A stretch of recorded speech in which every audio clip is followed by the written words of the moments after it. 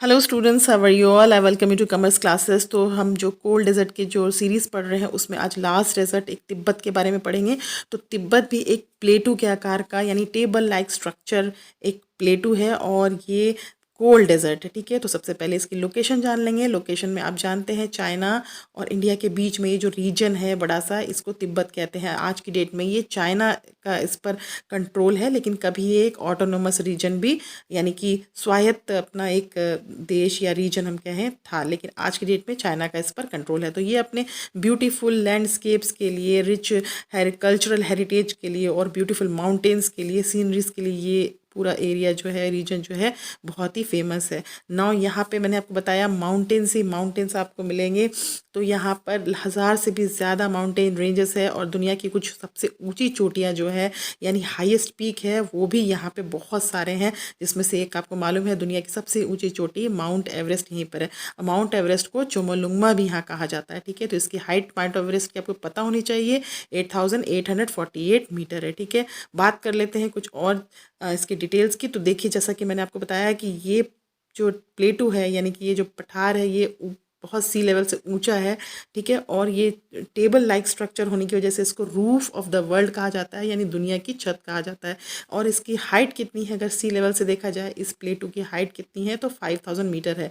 तो आपसे पूछा जाता है कि दुनिया का सबसे ऊंचा पठार या ऊंचा प्लेटू, हाईएस्ट प्लेटू कौन सा है, तो वो है तिब्बत, आप बताएंगे। ठीक है, नाउ अब इसके आसपास हमें क्या देखने को मिलता है, ये हम हमेशा पढ़ते हैं। तो इसके आसपास आपको जो देखने को मिलेगा वो है कुल्लुन माउंटेन रेंज। इसके ऊपर में देखिएगा नॉर्थ साइड में कुल्लुन रेंज मिलेगी आपको। वेस्टर्न साइड जो है हम देखेंगे कि कर्रा कोरम रेंज है और नीचे ऑफ कोर्स हिमालयाज माउंटेन्स है। तो इस तरह से ये चारों तरफ से घिरा हुआ है। नाउ ये जो पठार है, ये जो प्लेटू है तिब्बत प्लेटू, ये बना कैसे है? ये ठीक उसी तरह से बना है जैसा हमारा हिमालय रेंज बना है। जैसे हमारे हिमालय के जो पर्वत श्रृंखला है वो बनी है, उसी तरह से ये बना है। आपको मालूम है कि लाखों सालों पहले जो इंडो ऑस्ट्रेलियन प्लेट थी वो नीचे की तरफ हुआ करती थी, जहां हम अफ्रीका कॉन्टिनेंट को देखते हैं वहां थी, लेकिन ये धीरे धीरे खिसकते खिसकते ऊपर नॉर्थ की तरफ बढ़ी और जाकर यूरेशियन प्लेट से टकरा गई। तो जब ये दोनों प्लेट्स टकराए तो बीच में से ज़मीन जो है, उन दोनों के बीच की ज़मीन ऊपर उठ गई। तो इससे एक फोल्ड तैयार हुआ और हिमालय भी इसी तरह से बना है। हिमालय जो रेंज है वो उसी तरह से बनी है। हिमालय दरअसल एक फोल्ड माउंटेन का ही एग्जाम्पल है और ये ठीक प्लेटू भी इसके ऊपर, ये इसके बनने का भी रीज़न यही है। ठीक है, कि ज़मीन से जो इस तरह से उठा हुआ भाग तैयार हुआ वो इसी कोलिजन की वजह से तैयार हुआ। नाउ मैंने आपको बताया कि यहाँ पे बहुत सारे ऊंचे ऊंचे पीक हैं, जिसमें कि माउंट एवरेस्ट तो हम जानते ही हैं। इसके अलावा होत्से, मकालू, शीश पनंगमा भी जो है यहाँ पे आपको देखने को मिलेगा। साथ ही आपको होली माउंटेन माउंट कैलाश देखने को मिलेगा, जिसकी अपनी रिलीजियस वैल्यू है। ठीक है, तो ये माउंट कैलाश जो है ये बहुत ही एक सैक्रेड इसको माउंटेन को माना जाता है, ना सिर्फ हिंदू धर्म के लिए बल्कि बुद्धिस्ट भी आप देख लें या जैन धर्म के लोगों भी इसको एक होली प्लेस मानते हैं। ठीक है, तो ये माउंट कैलाश जो है इसकी हाइट 6638 मीटर है और हर साल जो है यहाँ पर लोग जो है तीर्थयात्री पिलग्रिमेज के लिए लोग आते हैं। लेकिन हैरानी की बात यह है कि आज तक कभी भी इस पर चढ़ाई नहीं की गई, क्योंकि इसको एक बहुत ही सैक्रेड, बहुत पवित्र स्थल माना जाता है और इस पर किसी तरह के फुट स्टेप्स रखना या चढ़ना जो है इसको, इससे डिसरिस्पेक्ट होने का जो है, एक तरह से डिसरिस्पेक्ट माना जाएगा। इसी वजह से इसकी चढ़ाई जो है अलाउड नहीं है। नाउ यहाँ पर जो है एटमॉस्फेयर जो है, क्योंकि ये बहुत ऊंचाई पर है इसलिए हवा यहाँ पर बहुत पतली है। काफ़ी ऊंचाई पर होने की वजह से यहाँ पे धूप तो पड़ती है दिन में, लेकिन जिस तरह से हीट यहाँ पे ट्रैप होती है उसी तरह से जब सूरज चला जाता है यानी शाम होती है, हीट वापस भी चली जाती है, जिसकी वजह से ये एरिया जो है बहुत ही ठंडा रहता है ना। यहाँ पे आपको रिवर्स बहुत सारे इस एरिया से इनका ओरिजिन दिखेगा। तो ये रिवर्स का जो एरिया है यहाँ पर काफ़ी फर्टाइल है और यहाँ पर आपको कई नदियाँ और उनकी ट्रिब्यूटरीज दिखेंगी। जैसे यहाँ पर यारलंग टी सांगपो। अब ये जो टी सांगपो नदी जो है ये और कोई नहीं है बल्कि इंडिया में एंटर करते ही इसका नाम ब्रह्मपुत्र हो जाता है। तो ये टी सांगपो एक्चुअली ब्रह्मपुत्र नदी के बारे में बात हो रही है। इसके अलावा आपको यहाँ पे मेकोंग नदी मिलेगी। उसके बाद आपको एशिया की सबसे लंबी नदी यांगजी जो है वो भी, उसका भी ओरिजिन यहीं पर है। इसके अलावा साल्विन रिवर जो है वो भी यहीं पर आपको मिलेगी। ठीक है, तो ये है नदियों का रीजन। इसके अलावा यहाँ पे लेक्स यानी झीलें भी बहुत सारी हैं, जिसमें कि आपने कई फिल्मों में देखा होगा पेंगोंग लेक, तो वो लेक यहाँ पर है। और जो जितनी भी झीलें हैं वो नदियों के आसपास ही उनको उनकी लोकेशन मिलती है। इसके अलावा यहाँ पे राक्षस ताल, मानसरोवर, बहुत सारे लेक्स जो हैं आपको यहाँ पर देखने को मिलेंगे। अब बात कर लेते हैं यहाँ के वेजिटेशन की। तो वेजिटेशन कवर जो है यहाँ पर मिक्स्ड है, बहुत तरह की वनस्पति यहाँ पाई जाती है, लेकिन इसमें सबसे इम्पॉर्टेंट जो है नियांग रिवर के करीब जो है यहाँ पर आसपास एक फैमिली, एक ट्री फैमिली जो है साइप्रस नाम की, वो बड़े पैमाने पे आपको मिलती है। अब जो साइप्रस है इसमें इनकी जब एज का पता लगाया गया तो पता चला कि ये पेड़ जो है हज़ारों हज़ार साल पुराने हैं। ठीक है, तो बहुत सारे जो नए हैं पेड़ वो भी 1000 साल पुराने हैं, और जो उनमें सबसे पुराना और सबसे बड़ा है वो जो है लगभग 3500 साल पुराना पेड़ है, और इसका नाम दिया गया है biggest cypress tree of China.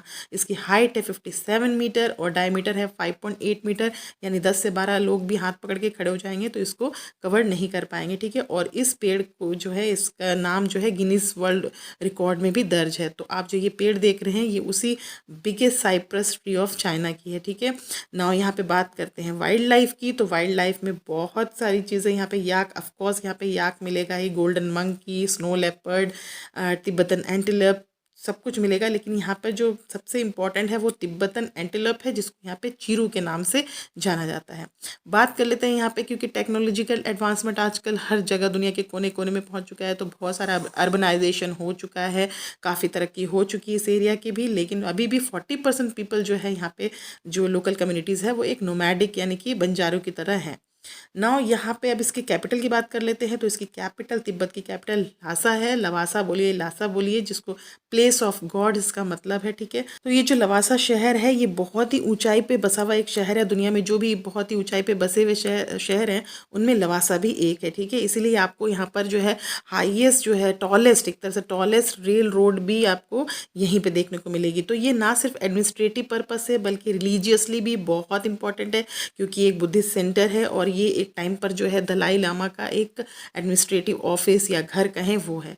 ठीक है, नाउ यहाँ पे जो पिक्चर देख रहे हैं आप, ये पीछे ये पोटाला पैलेस है, winter palace of Dalai Lama. Since 7th century से ये दलाई लामा का एक तरह से हम कहें कि ऑफिस है या घर है या उसका एक सिंबल है। ठीक है, नाउ ये जो बना हुआ है पोटाला पैलेस, ये बहुत ही एक रेड माउंटेन पे बहुत ही सुंदर सा रेड और वाइट मिक्स करके कलर से ये एक पैलेस के रूप में बना हुआ है। ठीक है, अब ये जो पोटाला पैलेस है ये आज की डेट में एक बहुत ही बड़ा टूरिस्ट अट्रैक्शन है भी है ना। इसके अलावा जो है यहाँ पर जोखांग टेम्पल, लवासा में आपको जोखांग टेम्पल मोनेस्ट्री, यहाँ वैसे तो बहुत सारी मोनेस्ट्री है लेकिन यहाँ पे जोखांग नाम की जो मोनेस्ट्री है वो बहुत ही बड़ा टूरिस्ट अट्रैक्शन है, क्योंकि यहाँ बुद्धा के जो शाक्य मुनि का एक स्टैचू जो है यहाँ पर है और जिसको देखने के लिए लोग दूर दूर से आते हैं। ठीक है, अब वीडियो के एंड में इसके पॉलिटिकल एस्पेक्ट और थोड़ी बहुत हिस्ट्री हमें जान लेते हैं। तो ये जो तिब्बत का रीजन है ये बहुत सालों पहले जो है एक दुनिया से अलग थलग रीजन था। बहुत ही आराम से लोग यहाँ पे शांति से रहते थे जब तक कि यहाँ पे ब्रिटिश का कब्जा नहीं हुआ था।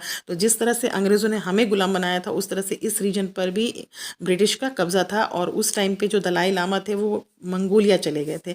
बाद में जब इस इलाके में चाइना ने अपना कब्जा किया तो दलाई लामा जो उस वक्त थे वो इंडिया भाग करके, इंडिया मतलब इंडिया में उन्होंने शरण ली। ठीक है, तो इंडिया में भी आप जानते हैं हिमाचल प्रदेश में मैक्लोइडगंज एक बहुत ही फेमस जगह है जहाँ पे बहुत बड़ी तिब्बतन कम्युनिटी रहती है। हम कह सकते हैं कि तिब्बत के बाहर ये तिब्बत की मैक्लोइडगंज में सबसे बड़ी कम्युनिटी है, सबसे बड़ी पॉपुलेशन है। तो पिछले 60-70 सालों में धीरे धीरे जो तिब्बती शरणार्थी थे वो इस एरिया में बसते गए और उन्होंने यहाँ पर सेंट्रल तिब्बतन एडमिनिस्ट्रेशन भी फॉर्म किया। समझ लीजिए एक तरह से एग्जाइल में एक गवर्नमेंट जो इस तरह से चला रहे हैं।